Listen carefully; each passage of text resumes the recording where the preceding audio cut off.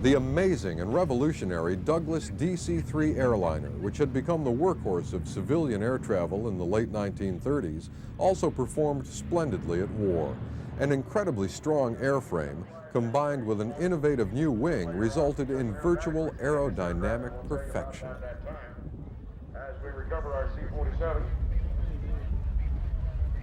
Designated the C-47 by the military, this plane did heroic service in and behind battle areas.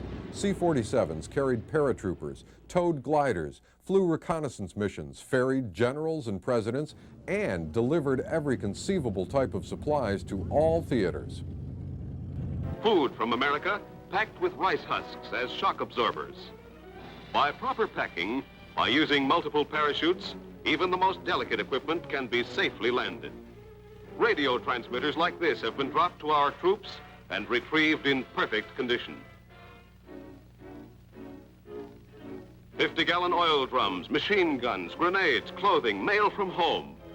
All these are carried for air delivery in our giant flying boxcars, the C-47 Skytrains.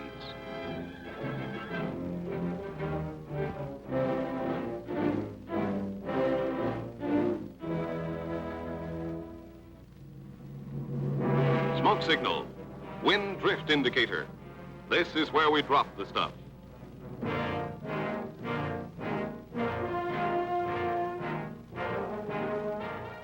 Here, for the first time in military history, troops are armed, fed, and equipped from the sky, are free to move without danger of being cut off from their source of supplies.